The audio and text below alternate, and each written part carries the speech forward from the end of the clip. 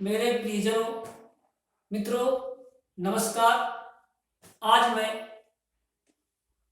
बड़ोदरा के एक जातिका का कुंडली विश्लेषण कार्यक्रम में कुंडली विश्लेषण कर रहा हूं, जिनकी जन्मतिथि 21 जून 1995 और समय 8:20 AM सुबह का टाइम है और स्थान है बड़ोदरा। इनका जन्मांक चक्र देखते हैं। कर्क लग्न की कुंडली है,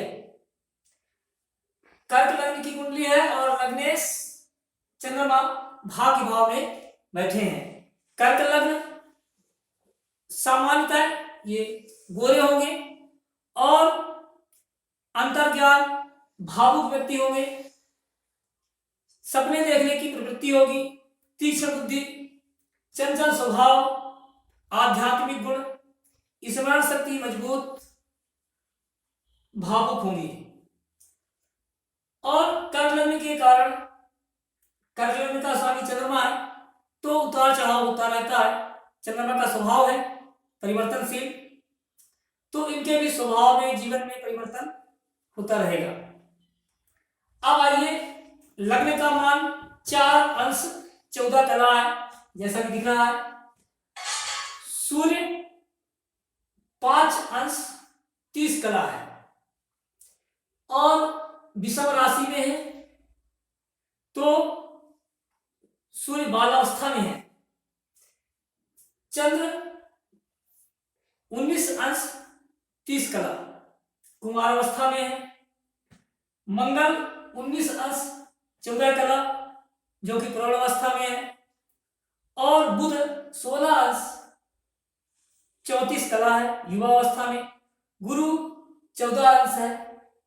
इसी तरह शुक्र 18, शनि 0 अंश, राहु 8, केतु 8 अंश के हैं। इनकी कुंडली में चलित कुंडली और जन्मांक चक्र में अंतर है। मंगल द्वितीय भाव में है, जबकि चलित कुंडली में मंगल तृतीय भाव का फल दे रहा है। तो योग यहां देखा जाएगा जब ये अपनी दशा अंतर्दशा प्रत्यांतर दशा में फल देंगे तो अगले घर का फल दे रहे हैं। कृष्ण पक्ष की 9वीं तिथि का जन्म है। रेवती नक्षत्र का प्रथम चरण था और वर्ण ब्राह्मण, योनि गज और गण देव है, वत्स जंचर, नाड़ी अंत है। इस लग्न में सर्वाधिक कारक राजयोग कारक ग्रह मंगल है, जो कि दशम भाव और पंचम भाव के स्वामी है। और कारक ग्रह है गुरु, चंद्र और मंगल, ये 3 ग्रह कारक ग्रह हैं और शुक्र और बुध 2 अशुभ ग्रह होंगे। अब इनकी कुंडली में नवांश चक्र मैंने देख लिया है, यहां बताया नहीं। गुरु वर्गोत्तम है। गुरु वृश्चिक राशि में यहां भी है और वृश्चिक राशि में नवांश में भी है, तो गुरु वर्गोत्तम है और गुरु इनका कारक ग्रह भी है।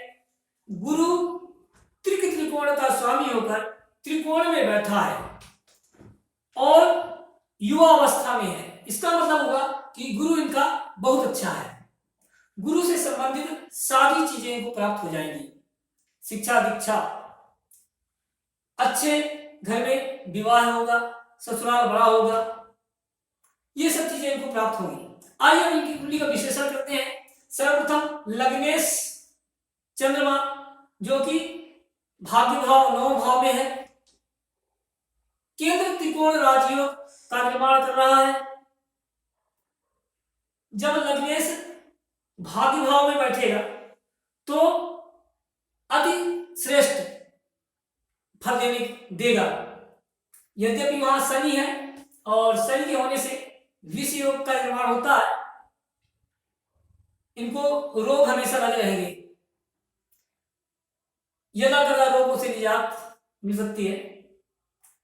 और द्वितीय भाव का स्वामी, धन भाव का स्वामी सूर्य व्यय भाव में है, तो धनेश व्यय भाव में है, धन का व्यय होता रहेगा, आत्मविश्वास में कमी होगी,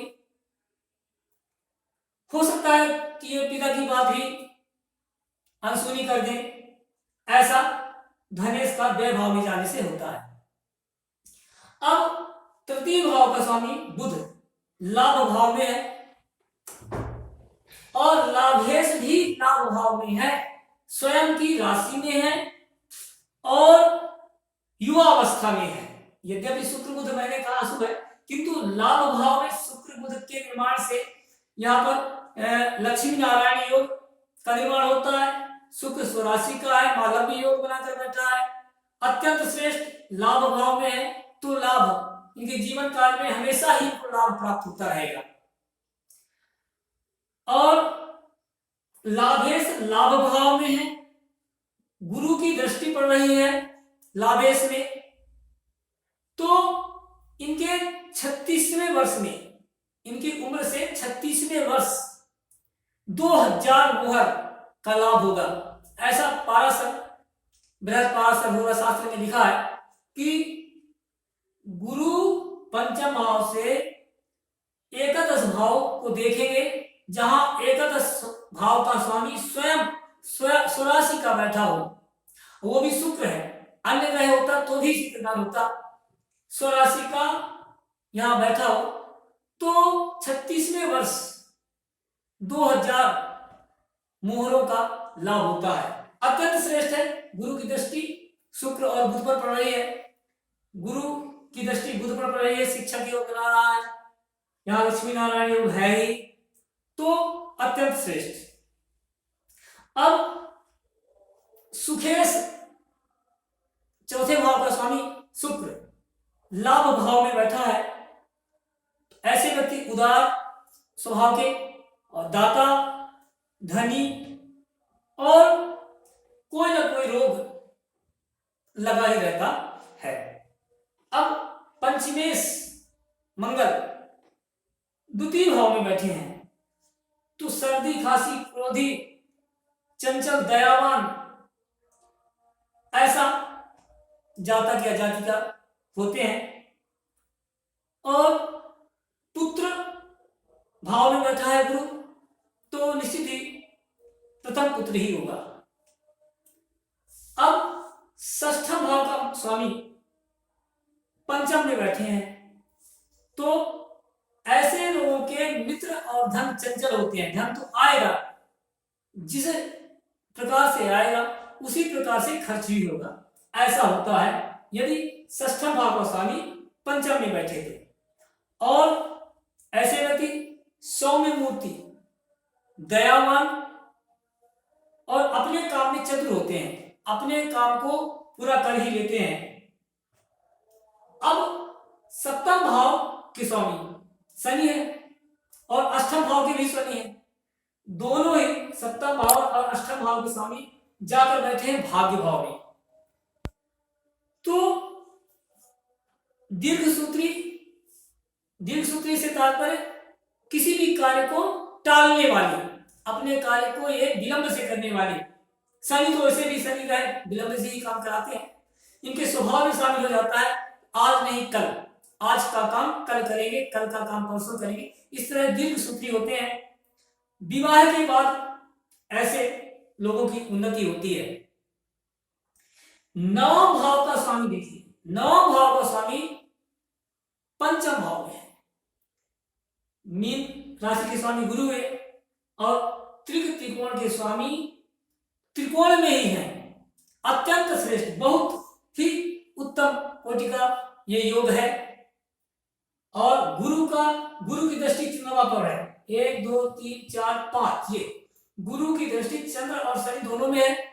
अत्यंत श्रेष्ठ योग है, गुरु की दृष्टि चंद्र पर और शनि पर है, अपने ही घर में है, गुरु अपने ही भाव को देख रहे हैं, यहां भी गुरु कारक होते हैं और गुरु यहां भी कारक होते हैं। इनके शिक्षा ज्ञान संतान में किसी प्रकार की कमी नहीं होगी। गुरु की दृष्टि कहां कहां है? 5 7 और 9, लग्न को भी देखते हैं, लाभ भाव को देखते हैं और भाग्य भाव को देखते हैं। ऐसा व्यक्ति अत्यंत भाग्यशाली भाग्यवान होता है। लाभ भाव को देखते हैं, मैंने पहले ही बताया। ऐसे व्यक्ति 36वें वर्ष 2000 मोहर इनको अचानक प्राप्त होता है, 2000 मोहर के स्वामी होते हैं। और लग्न में देखने से, हाँ, लग्न में गुरु की दृष्टि होने से मोटापन हो सकता है। यद्यपि कर्क लग्न के व्यक्ति कुछ दिन अच्छे और कुछ दिन बुरे फल पाते हैं। कृष्ण पक्ष का जन्म है, चंद्रमा इनका क्षीण है, अशुभ हो जाएगा चंद्रमा, क्योंकि कृष्ण पक्ष का जन्म है। अब आते हैं दशम भाव। दशम भाव का स्वामी मंगल, मेष लिखा है एक, तो इसका स्वामी मंगल कहाँ है? द्वितीय भाव में है। दशमेश द्वितीय भाव में है, सो अच्छा है। केंद्र का स्वामी धन भाव में है। कर्म, ये कर्मेश है, कर्म का स्वामी धन में है। कर्म करेंगे तो धन प्राप्त होगा ही, अच्छा श्रेष्ठ कहलाता है। और एकादश भाव देखिए, एकादश भाव का स्वामी एकादश भाव में है, उस पर गुरु की दृष्टि है, अत्यंत श्रेष्ठ, निश्चित रूप से लाभ होगा। और व्यय भाव का स्वामी भी एकादश भाव में है, तो सुखों की कमी होती है, पर यहां पर सुख की कमी नहीं होगी, क्योंकि अन्य ग्रहों का बलाबल देखा जाए तो यहां पर जो कारक ग्रह हैं और योग कारक ग्रह दोनों ही अच्छे प्लेसमेंट में है। जैसे ये गुरु भी अच्छे अंश का है, मंगल भी और चंद्र भी। अब इनके बारे में देखा जाए, वर्तमान में इनकी दशा कैसी चल रही है? शुक्र की दशा चल रही है और अंतर्दशा मंगल की चल रही है, जो कि अभी 9 नवंबर 2021 से प्रारंभ हो रही है और 9 जनवरी 2023 तक चलेगी। इसी स्थिति में, इसी समय, इसी अवधि में इनको लाभ होगा, विवाह और नौकरी दोनों ही चीजें इसी समय प्राप्त होंगी। इस समय हो सकता है शारीरिक पीड़ा हो, हड्डियों में दर्द हो, मानसिक बेचैनी हो सकती है। और शनि और चंद्र के इकट्ठा होने से माइग्रेन, जब भी शनि और चंद्र की दशा अंतर्दशा चली होगी तो अवश्य सिर दर्द की शिकायत रही होगी, या आगे जब भी चलेगी तो सिर दर्द की शिकायत होगी। यद्यपि चलित कुंडली में देखें तो शनि अलग हो जाते हैं चंद्र से, तो विषयों का निर्माण हुआ किंतु फल दूसरी जगह का दे रहे हैं। इस तरह से देखा जाए तो इस कुंडली में सब कुछ ठीक ठाक है। प्रश्न है इनका कैरियर और विवाह। विवाह के लिए मैंने देखा कि जनवरी 2023 में विवाह संपन्न हो जाएगा और अप्रैल 22 के बाद नौकरी का भी योग चल रहा है। उपाय, इसमें ग्रह तो सभी अच्छे हैं, बिल्कुल कोई शक नहीं है कि कोई ग्रह खराब हो, सभी ग्रह अच्छे हैं। आप देवी आराधना करें और देवी आराधना में कुंजिका स्तोत्र और श्री सूक्त का पाठ नित्य करें, अवश्य करें। सूर्य को जल दें, सूर्य धनभाव का स्वामी होकर व्ययभाव में है, आत्मविश्वास में कमी होगी, तो हम सूर्य की आराधना करें तो निश्चित रूप से हमको आत्मविश्वास में वृद्धि हो जाती है, सम्मान बढ़ता है, समाज में सम्मान बढ़ता है और पिता से प्रेम होता है, पिता से मन मुटाव नहीं होता। इसलिए सूर्य को जल दें, आदित्य स्तोत्र का पाठ पढ़ें और देवी आराधना करें। कोई भी देवी मंदिर हो, वहां शुक्रवार को सफेद फूल चढ़ाएं। आप शुक्रवार को देवी मंदिर में अवश्य जाएं और सफेद फूल ले जाकर जाएं, चढ़ाएं वहां, तो इससे शुक्र और मजबूत हो जाएंगे। शुक्र वैसे भी आपके माला में लगा करके एकादश भाव बैठे हैं। तो कार्य के रूप में देखा जाए तो 9 भाव के स्वामी पंचम भाव बैठे हैं। भाग्येश गुरु त्रिकोण का स्वामी त्रिकोण में बैठे हैं, अत्यंत श्रेष्ठ है, गुरु बहुत श्रेष्ठ है। आप शिक्षा के क्षेत्र में जाए, अगर शिक्षकीय कार्य, किसी भी प्रकार की शिक्षा दे लोगों को, बच्चों को, किसी को शिक्षा का कार्य आपके लिए सर्वश्रेष्ठ कहलाएगा।